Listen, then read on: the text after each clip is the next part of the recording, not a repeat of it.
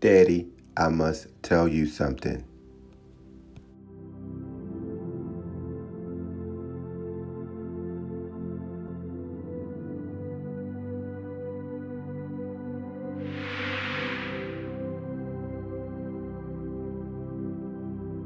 Happy Monday!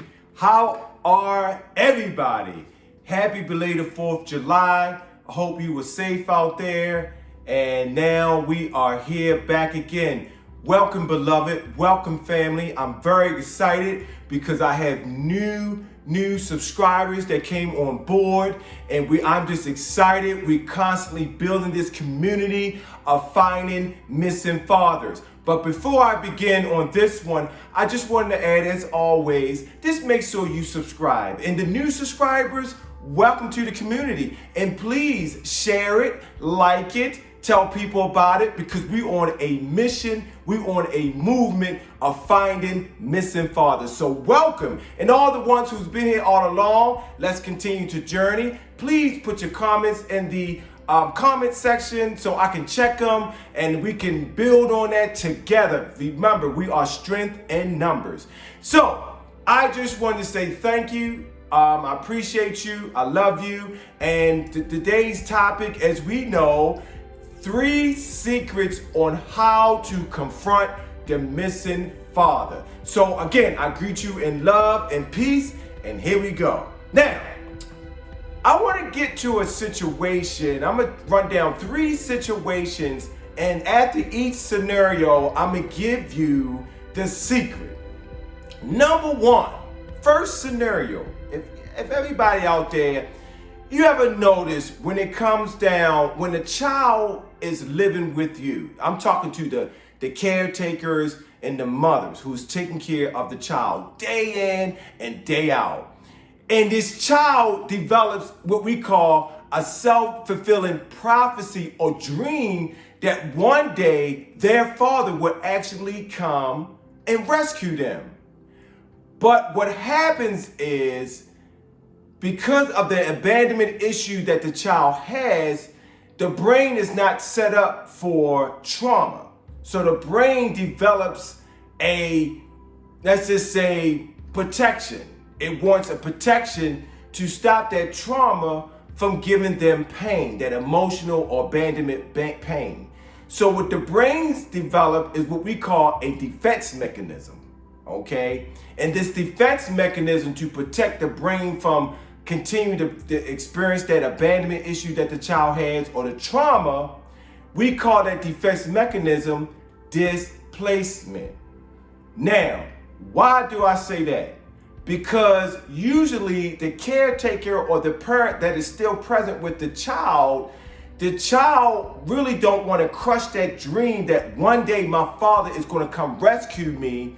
So what the child does is take the resentment or the pain or the hurt of abandonment out on the current caretaker or the parent mom that is there with the child. And it often wonder, it has the parent or the caretaker like, wait a minute, I'm here every day, I'm taking care of you, why are you taking this stuff out on me?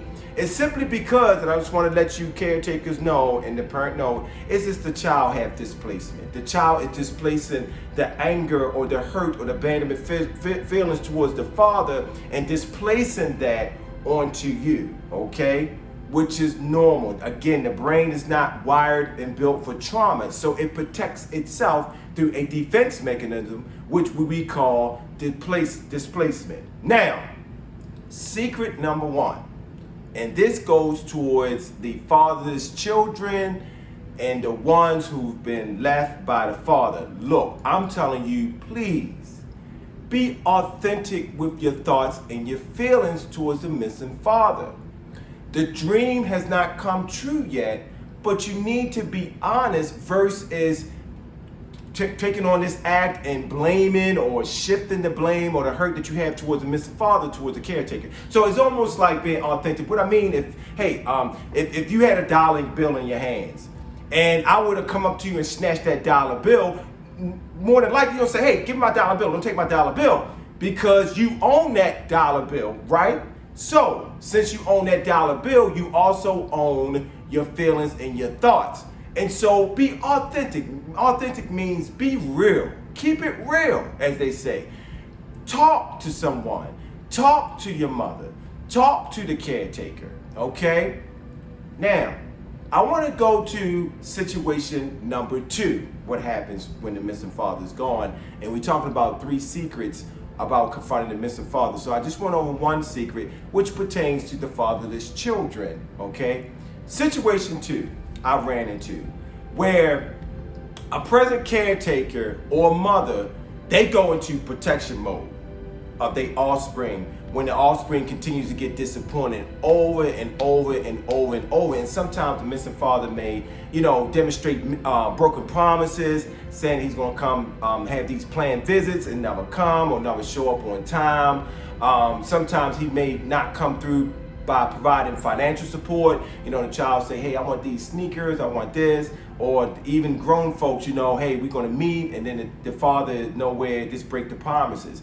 And so usually as a mother or a caretaker, you want to protect that child, and going in protection mode, you kind of make up things when the father doesn't come through. You kind of make up things for him and make excuses for him. But essentially, caretakers and mother, what you're doing is you are enabling. You hear me? You are enabling, right? Or perpetuating, meaning you keeping it going of what the father has done to the child, which is that abandonment issue. And so I'm asking, right, the caretakers and the parents to please stop. The missing father must be held accountable for his actions and broken promises and perpetuating that abandonment issue with the child or the fatherless child may have, or fatherless adult, either or, okay? Because sometimes from child development, they hold that in and it goes and it develops and it goes into their adulthood, which is unresolved, okay? So, all I'm saying, secret number 2, present caretakers, please stop doing this. Take yourself out of that triangle. Instead, don't talk negatively about that missing father there. Like I mentioned in my previous video, don't talk negatively about the missing father in front of the child, or in front of the father's child or the offspring, simply because what that does, it decreases their self-esteem and self-worth, which I mentioned in my other video. Self-esteem equates to how they view themselves, how they look at themselves, okay? And that can kind of like shrink. So be careful with that. So instead of talking negatively, just be affirming to what the child or the offspring has to talk to you about when he or she gets disappointed. Just affirm their feelings and provide emotional support. That's how you handle that. That's the other secret. When they want to, the offspring, what I'm talking about, want to confront the missing father. So just be affirming, be supportive to the offspring, and just, listen. Slow to speak and listen, okay? Now I want to get to one last scenario about when, an offspring wants to confront his or her missing father. This is to the fatherless children or the offspring. Listen up very carefully. Please take an introspection or think about, in that moment when you confronting the missing father, what am I thinking? How am I feeling? Or how am I behaving? You got to remember, at least 75-80% of communication is nonverbal. So you don't want to just kind of, just talk anything or scream at them or use sarcasm or use profanity, because you don't want those things to distract of the content of what you're trying to communicate or convey to your missing father. Don't do that. He'll get distracted, because you got to remember, you want him to receive the content of what you're trying to express. So before doing that, what I mean introspection, that word, meaning think to yourself, okay, how am I thinking right now? Increase your awareness. What am I doing? How am I behaving right now? Because I really want him to get this. I really want him to listen to me as I'm confronting him. I want him to receive this. And I want it to be heartfelt. And so just take the time. And if you're not ready, take deep breaths, go somewhere you're not ready to articulate or to communicate that, fine at that moment. But make sure when you do confront him, how am I thinking? What am I feeling? How am I behaving? And don't distract the contact by using profanity, by screaming or sarcasm. Simply convey, meaning communicate to him what you're feeling, the abandonment feelings, and how it makes you feel. Again, you have your right and you own your feelings and your thoughts, okay? So you just gotta remember, there's always power in language. There's power in language, okay? So I just wanted to just kind of like share those 3 secrets as it goes to the missing father. I hope this material was some good to you. Again, new subscribers, thank you very much. As Frederick Douglass once said, there's no progress without struggles. Males, pay attention.